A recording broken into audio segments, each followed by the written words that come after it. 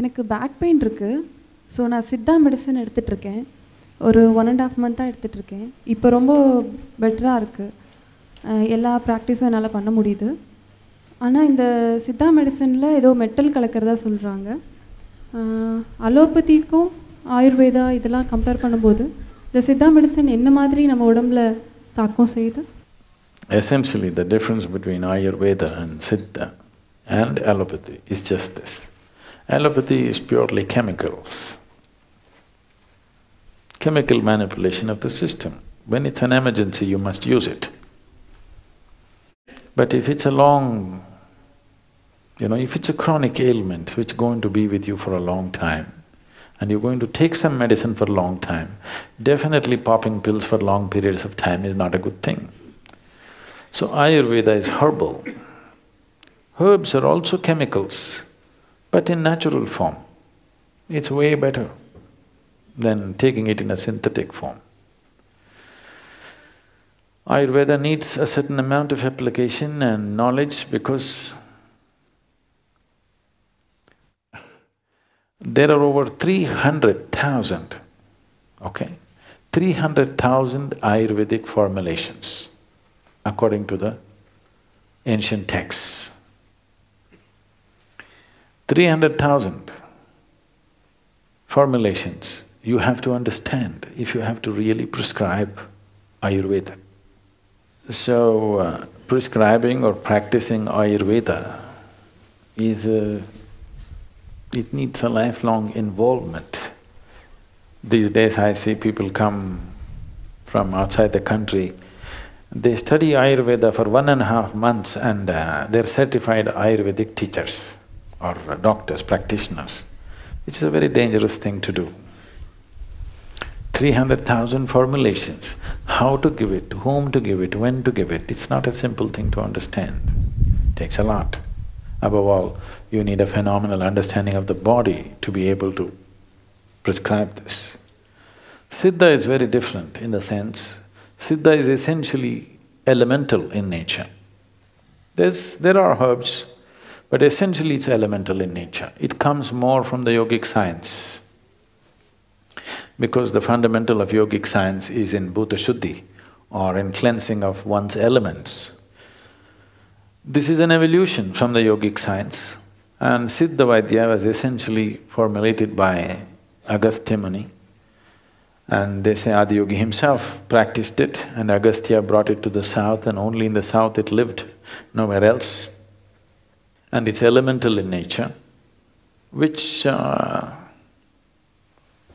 needs less study but more internal mastery for the person who practices it, which is again a problem today.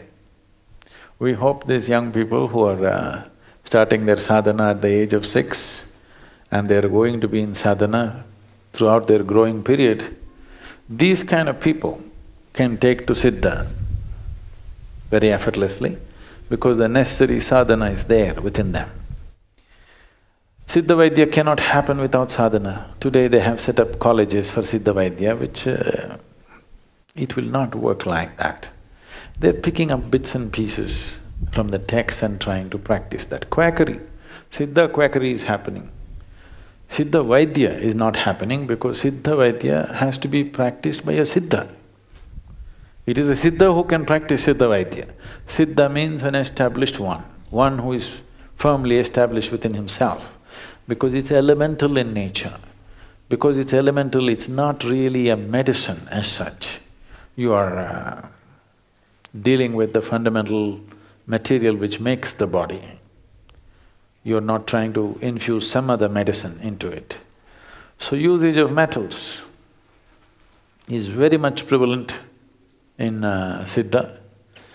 I know the Western medicine will immediately brand it as nonsense, but in Siddha, all the things that you consider as poisonous are used as a part of their medicine. 9 deadly poisons, you heard of Navapashana. All the 9 deadly poisons are used as medicine. Lead is very frequently used, mercury is regularly used. Rasa Vaidya is very much part of Siddha Vaidya. And for those of you who are calling for God's help, When I mention the word mercury, mercury is not poisonous. It is just with mercury oxides, people have poisoned water. It is irresponsible usage in the industry which has done this. There is mercury in the soil, okay? We did not import mercury from Mars. It's always been in this planet. It is not poison. It is mercury oxides which are irresponsibly used in industry and let out into the rivers and lakes, which poisoned the waters on this planet. Now they think mercury is poison. No, mercury is not poison, but if you drink it, it'll kill you. Not because you can absorb it as poison. It is because of its sheer weight. If you put it into the stomach, it will not go through the pipe, it will just drip through the stomach because of its sheer weight. Because its specific gravity is almost 14 times that of water. Because of that, because of sheer weight, if you place it in your hand, it just goes into your hand through the pores. Similarly, if you put it into the stomach, it'll go through the stomach, it'll not go through the intestine. Because of that, it may kill you, because it bores holes. Not because it's acidic, simply because of sheer weight. But consumption of mercury is very much a part of the yogic system and very much a part of the Siddha Vaidya. I am still alive only because of mercury, not otherwise. So, Siddha is a very completely different kind of medicine system than anything that you will find on the planet, but it needs a Siddha to give Siddha medicine. If you are not established, if you can't hold the mercury, you don't give mercury to somebody else. Yogic system has always used mercury. Mercury and yogis are always together. You cannot… Even you will see, traveling yogis will carry a little bit of mercury with them always. If not in liquid form, in solid form, solidified mercury, people do practices, keeping it in their mouth and doing things and whatever. There are various aspects to it. Nobody try that here, okay? We don't want you dead. It's not just bad things that kill you. Good things that you're not ready for can kill you.